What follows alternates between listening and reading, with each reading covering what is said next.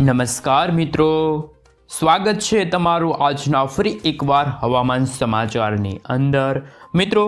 ગોદડાની સાથે સાથે છત્રી અને રેનકોટ કાઢી રાખજો। દક્ષિણ ભારતના વિસ્તારમાં ફરી એકવાર સાયક્લોનિક સર્ક્યુલેશન ત્રાટકેલું જોવા મળી રહ્યું છે અને નવી સિસ્ટમ દક્ષિણ ભારતના વિસ્તારોમાં ત્રાટકવાની સાથે તેના આજુબાજુના વિસ્તારોમાં પણ આ સિસ્ટમનું પરિભ્રમણ વધતું જોવા મળી રહ્યું છે અને જેમની સીધી અસર હવે ગુજરાત રાજ્ય ઉપર પણ વધતી જોવા મળી રહી છે। ગુજરાતના ભિન્ન ભિન્ન જિલ્લાઓમાં ઠંડીના પ્રમાણની અંદર ભારે વધારો થતો જોવા મળી રહ્યો છે અને અત્યારે સાયક્લોનિક સિસ્ટમ ત્રાટકેલી હોવાના કારણે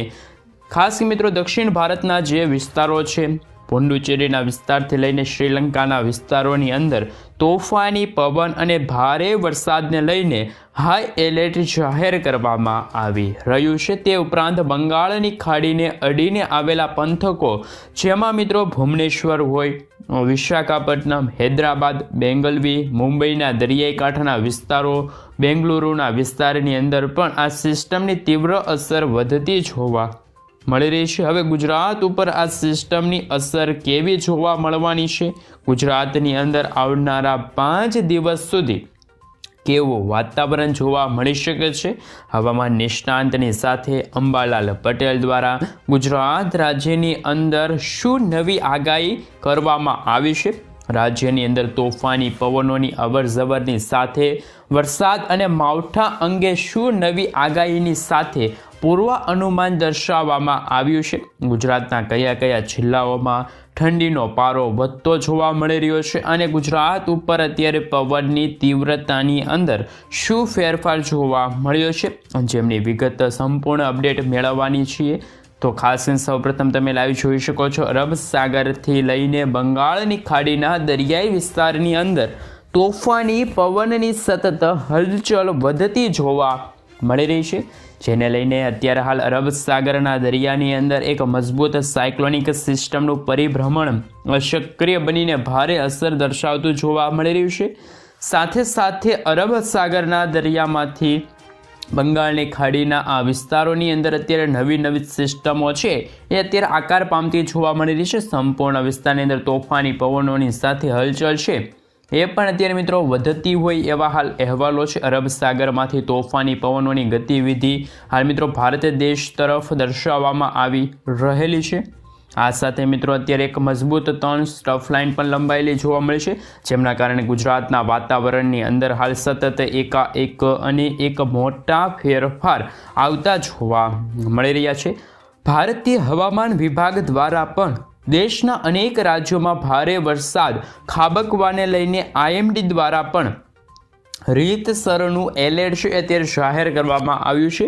સિસ્ટમ અત્યારે દક્ષિણ ભારતના વિસ્તારોમાંથી ત્રાટકેલી જોવા મળે છે। સિસ્ટમ ત્રાટકવાની સાથે આ વિસ્તારોમાં હવાનું હળવું દબાણ તીવ્ર બનીને ભારે અસરો પહોંચાડતું જોવા મળી રહ્યું છે અને આ સિસ્ટમની આંખ અથવા તો સિસ્ટમની ઘાતક જે અસર છે ગુજરાત ઉપર પોતાની ખાસ કરીને અસર દર્શાવતી જોવા મળવાની છે, જેમના કારણે ગુજરાતની અંદર અત્યારે ઠંડીનો પારો છે એ અત્યારે ગડગડતો જોવા મળી રહ્યો છે અને ગુજરાતમાં ભિન્ન ભિન્ન જિલ્લાઓની અંદર ઠંડીની અંદર ભારે વધારો થતો જોવા મળી રહ્યો છે। તે ઉપરાંત ગુજરાત ઉપર અત્યારે હાલ ફરીથી વાદળો ઘેરાતા જોવા મળી રહ્યા છે। સાથે સાથે ગુજરાતની અંદર તોફાની પવનોની અવરજવર વધતી જોવા મળી રહી છે। તોફાની પવનોની અવરજવરને લઈને કચ્છના સંપૂર્ણ વિસ્તારોની અંદર પણ મોટા ફેરફાર આવતા જોવા મળી રહ્યા છે। કચ્છની અંદર મિત્રો નળિયા, ખાસ મિત્રો ખાવડ, લખપત, રાપર, ગાંધીધામથી લઈને માંડવીના વિસ્તારોની અંદર તોફાની પવનની ગતિવિધિ વધતી જોવા મળી રહી છે અને સતત પવનની તીવ્રતાને લઈને કચ્છના સંપૂર્ણ વિસ્તારોની અંદરથી લઈને હાલ વાતાવરણની અંદર મોટા ફેરફાર આવતા જોવા મળી રહ્યા છે, જેના કારણે કચ્છની અંદર આવનારા 3 કલાકની અંદર હજી પણ પવનની તીવ્રતા સાથે ઠંડીના પ્રમાણની અંદર ભારે વધારો થતો જોવા મળી રહ્યો છે અને કચ્છની અંદર 15 ડિગ્રીથી લઈને 19 ડિગ્રી સેલ્સિયસ ટેમ્પરેચર અત્યારે જોવા મળી રહ્યું છે અને મિત્રો હાલ સૌરાષ્ટ્રના દરિયાઈ કાંઠાના જે વિસ્તારોની અંદર પણ હવે એક સિસ્ટમની ગતિવિધિ અસર દર્શાવતી જોવા મળી રહી છે અને સિસ્ટમની અસરોના લઈને અરબ સાગરના દરિયામાંથી ભેજયુક્ત પવનોનો મારો છે એ ગુજરાત ઉપર આવતો જોવા મળી રહ્યો છે અને આ તોફાની પવનોની અવરજવરને લઈને ગુજરાતની અંદર ઠંડીનો ચમકારો વધતો જોવા મળી રહ્યો છે, જેમાં પણ રાજ્યની અંદર દરિયાઈ કાંઠાના જે વિસ્તારો છે ત્યાં ભારે અસર વધતી જોવા મળવાની છે, જેમાં ભાવનગરના દરિયાઈ કાંઠાના વિસ્તારોમાં બોટાદથી લઈને અલગના વિસ્તાર, અમરેલી, જસદણ, ગોંડલના પંથકથી લઈને જૂનાગઢના વિસ્તાર, મહુવાના વિસ્તારથી લઈને ઉના અને વેરાવળના પંથકની અંદર, પોરબંદરના દરિયાઈ કાંઠાના વિસ્તારોથી લઈને સલાયા, જામનગરના વિસ્તારો સુધી, દેવભૂમિ દ્વારકાના જે વિસ્તારો છે દરિયાઈ કાંઠાના વિસ્તારોની અંદર પણ એકાએક મોટા ફેરફાર જોવા મળી રહ્યા છે. રાજકોટના પંથકથી લઈને મોરબી, ચોટીલા, સુરેન્દ્રનગર, મોરબીના જે વિસ્તારની અંદર આમ તો સૌરાષ્ટ્રના સંપૂર્ણ દરિયાઈ કાંઠાના વિસ્તારોની અંદર બે સ્ટફ લાઇન પસાર થતી જોવા મળી રહી છે અને આ સ્ટફ લાઇન અસરોના ભાગરૂપે રાજ્યની અંદર સૌરાષ્ટ્રની અંદર પણ મોટા ફેરફારની સાથે તોફાની પવનોની ગતિવિધિઓ છે એ હવે આવનારા 5 દિવસમાં માવઠાનું જોર વધતું જોવા મળી શકે છે, જેવી અત્યારે સૌરાષ્ટ્ર માટે અત્યારે આગાહી દર્શાવવામાં આવી રહી છે.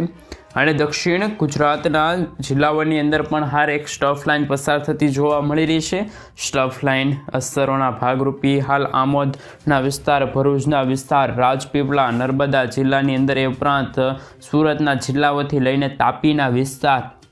નવસારી, ડાંગ, વલસાડથી લઈને આહવાના વિસ્તારની અંદર મોટા ફેરફાર દક્ષિણ ગુજરાતના જિલ્લાઓમાં આવતા જોવા મળી રહ્યા છે. તોફાની પવનોની અવરજવર અને દક્ષિણ ગુજરાતના જિલ્લાઓની અંદર ભારેથી લઈને તીવ્ર અસરો દર્શાવવામાં આવી રહી છે. જોર પણ અત્યારે સિસ્ટમનું દક્ષિણ ગુજરાતના જિલ્લાઓમાં વધતું જોવા મળી રહ્યું છે અને જોકે મધ્ય ગુજરાતના જિલ્લાઓ તરફ એક અત્યારે માહિતી મેળવીએ તો તમે નજર કરી શકો છો મધ્ય ગુજરાતના વિસ્તારોની અંદર દાહોદ, છોટાઉદેપુર, ખેડા, પંચમહાલ, મહીસાગરના વિસ્તારોમાં, આમોદના પંથકથી લઈને ધોળકા, નડિયાદ, ખંભાતના વિસ્તાર, વડોદરાના જિલ્લાની અંદર ખાસ કરીને તમે જોઈ શકો છો એ રીતે